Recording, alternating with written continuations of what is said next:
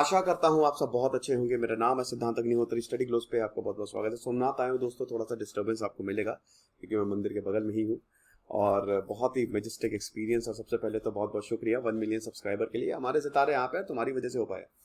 तो आपको पता ही है कि एक्सटर्नल मिनिस्टर है जयशंकर, चाइनीज फॉरेन मिनिस्टर वैंग यी के साथ मुलाकात की उन्होंने हैदराबाद हाउस में। दोनों ने मुलाकात की और जयशंकर ने ये बोला कि बहुत ही जरूरी मीटिंग है और कि ये मीटिंग इतनी ज्यादा इंपॉर्टेंट क्यों है। Why is this meeting important?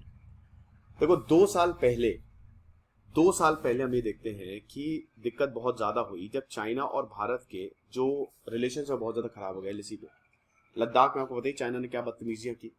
तो बीजिंग ने बोला था कि मतलब ये तो एक आश्वासन दिया ही था बाद में कि ठीक है सारी चीजें ठीक हो जाएंगी। थर्सडे को ये आए यहाँ पे,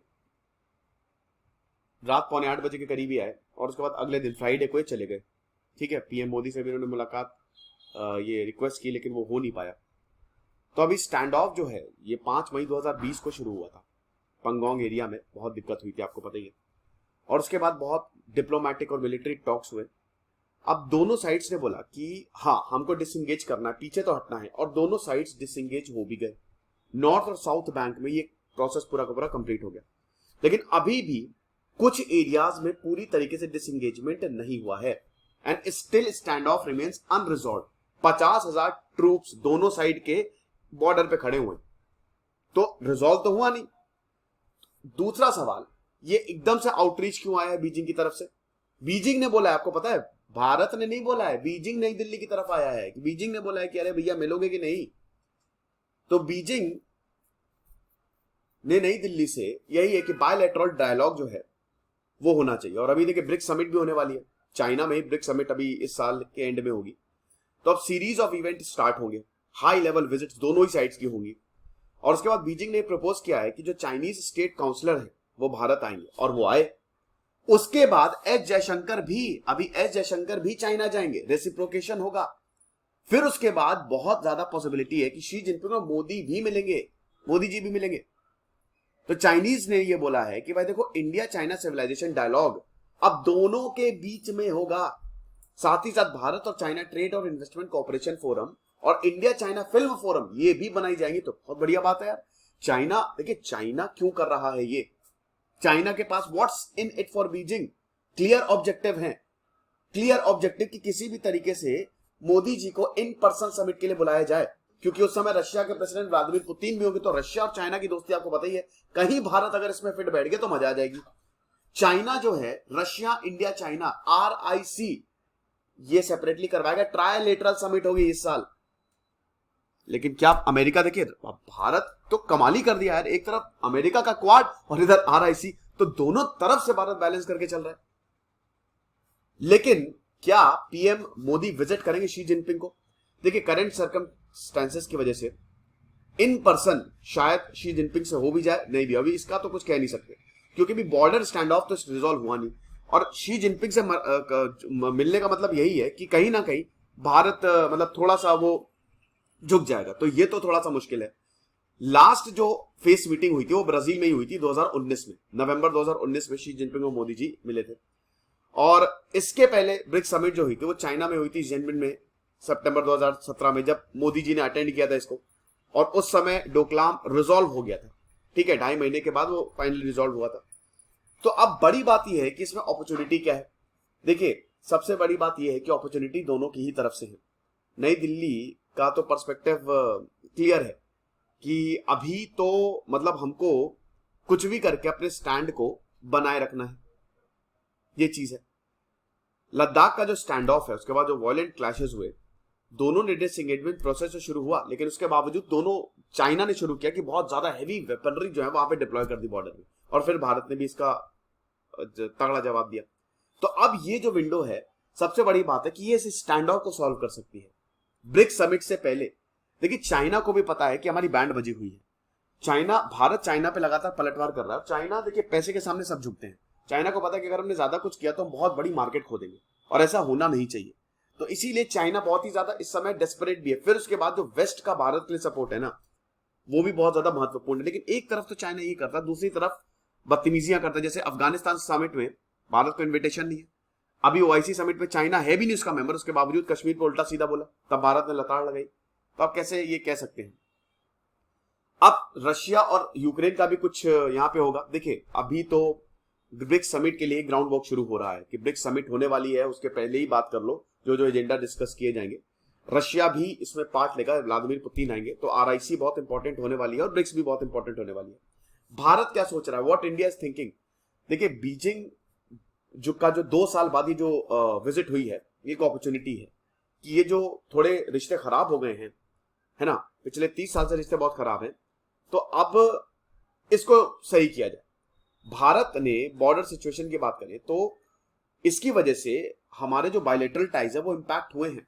चाइना और भारत के रिश्ते बहुत खराब हुए हैं भाई। आप समझिए कितने सालों से कभी भी स्टैंड ऑफ, गोलियां नहीं चली, लोग मरे नहीं, यहाँ पे मतलब सिपाही मरे नहीं, लेकिन इस बार ऐसा हो गया तो बहुत टेंशन वाली बात थी, है ना।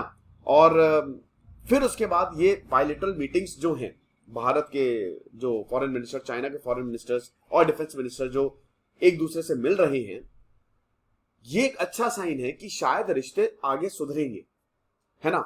देखिए दोनों साइड, अभी जो G20 और SCO समिट हुई थी वहां पे भी हुआ था, ये वर्चुअल समिट दोनों की मतलब ये हुई थी, वहां पे भी एक तरीके से ऑफिशियल मीटिंग हुई थी। अब न्यू दिल्ली का जो अप्रोच है उसके 3 म्यूचुअल्स है, there are 3 mutuals are required to maintain the strange ties. ठीक है, जयशंकर ने बोला है कि देखो म्यूचुअल रिस्पेक्ट सबसे पहले, तो म्यूचुअल सेंसिटिविटी और म्यूचुअल इंटरेस्ट, ये 3 म्यूचुअल्स है। 3M, म्यूचुअल रिस्पेक्ट मतलब हमको सबसे पहले एक दूसरे की रिस्पेक्ट करनी पड़ेगी, आप हमारी रिस्पेक्ट करो हर चीज में, बॉर्डर हो गया, ट्रेड हो गया, सब में। म्यूचुअल सेंसिटिविटी, भाई ये जो बॉर्डर ऑर्डर वाले ये बहुत ही सेंसिटिव इश्यूज हैं। Then mutual interest, common interest हमारा क्या है, क्या पाकिस्तान को सपोर्ट करने में चाइना पाकिस्तान को सपोर्ट करेगा लेकिन भारत नहीं करेगा, क्यों? क्योंकि वो आतंकियों को पनाह देता है, तो ये म्यूचुअल इंटरेस्ट तो हुआ नहीं। तो ये डिटरमाइनिंग फैक्टर्स हैं, ये चीज है। और उसके बाद यही बोला है कि देखिए बहुत कम ही लोगों ने एंटिसिपेट किया है कि भारत के चाइना के रिलेशंस ये मतलब कैसे हुए। फ्यू वुड हैव एंटिसिपेटेड कि मतलब जो पिछले 2 साल के रिलेशंस जो है ना वो ऐसे चले जाएंगे। अभी हमारे ऊपर बहुत ज्यादा रिस्पॉन्सिबिलिटी है और अभी इंडियन डिप्लोमेसी को ही काम करना है, आर्मी तो सीधा हमारे ही, ये नहीं करना है हमको, ये चीज है। अभी हम डिफेंस कैपेबिलिटीज को भी बढ़ा रहे हैं, बाकी सपोर्टिव मेजर्स भी ले रहे हैं, और कहीं ना कहीं चाइना ये देख रहा है, इसीलिए चाइना ने भारत को अप्रोच भी किया है। चाइना जब तक जहां तक चाइना की बात है तो डिप्लोमेटिक इंटरेक्शंस लगातार हो ही रही है, ये चीज है। अब बड़ी बात है कि जो वैंग विजिट है, भारत जो है वो लगातार बीजिंग को स्लैम कर रहा है, ठीक है, और कहीं ना कहीं चाइना जो है वो इससे डरा भी हुआ है, क्योंकि ये अनअनाउंस्ड अराइवल था ना, एकदम से फोन किया हमारा, ऐसा हुआ था भाई। न्यू दिल्ली ने सेकंड स्टेटमेंट जारी किया था, क्योंकि देखिए ये ओआईसी की जो समिट हुई थी ना, इसमें चाइना ने बहुत ही रायता फैला दिया था, और चाइनीज फॉरेन मिनिस्टर इसमें गेस्ट थे, और बोला कि नेशंस एंड गवर्नमेंट, इनका ये आया था, मतलब अरिंदम बागची जो स्पोक्स पर्सन है, मिनिस्टर ऑफ एक्सटर्नल अफेयर्स, उन्होंने बोला था कि भाई ये देखो इस तरीके की जो एक्सरसाइज होती है, नेशंस और गवर्नमेंट जो एसोसिएट करती है ना, उनको ये समझना चाहिए कि इम्पैक्ट क्या होगा। तो चाइना घबराया है, जब भारत ने पलटवार किया ना, आप कश्मीर मुद्दे पे ये सब बकवास कर रहे हो और उसके बाद फिर आप बहुत बढ़ चढ़ के ऐसी समिट में हिस्सा ले रहे हो जो आपके कोई मतलब की नहीं है, और ऊपर से आप वहां से भारत पे वार कर रहे हो, तो हम सहेंगे तो है नहीं। इससे पहले दोस्तों भारत ने रिजेक्ट कर दी थी, मतलब यहां पे जो अनकॉल्ड फॉर कमेंट्स थे, वैंग ने जो जम्मू एंड कश्मीर को लेके बनाए थे, तो भारत ने बोला था, और वैंग ने ये बोला था कि जो कश्मीर की बात करें, तो हमने ये सुना है कि बहुत सारे इस्लामिक फ्रेंड्स और चाइना भी एक ही आशा रखता है। अब वो आशा क्या है आपको पता ही है, वो किस तरह बात कर रहे थे। तो न्यू दिल्ली ने बोला कि भाई देखो इंडिया जो है इस तरीके के पब्लिक जजमेंट से दूर रहता, लताड़ लगाई थी, और इंडिया चाइना को क्रिटिसाइज नहीं करता है, चाहे वो ताइवान हो, ये बोला था, चाहे वो तिब्बत हो, चाहे हांगकांग हो, चाहे ह्यूमन राइट्स वायलेशंस इन जियांग हो। तो चाइना के फॉरेन मिनिस्टर डरे हैं, तगड़े तरीके से डरे, चाइना डरा है, इसीलिए विजिट हुई। ये लेक्चर था, आई होप आपको पसंद आया होगा। और दोस्तों हमारा जो शानदार कोर्स है क्यूब्स का, बेटा ले रहे हो कि नहीं, ये कोर्स आपकी जिंदगी बदल के रखने वाला है, तो अभी इसी वक्त इस कोर्स को अवेल करो, होली 25 कूपन कोड यूज करो, एक्स्ट्रा 25% ऑफ मिलेगा। और ये टेक्निक जो आपको वर्ल्ड रिकॉर्ड होल्डर प्रतीक सर समझाएंगे, सिर्फ 200 रुपए का कोर्स है। Thank you so much.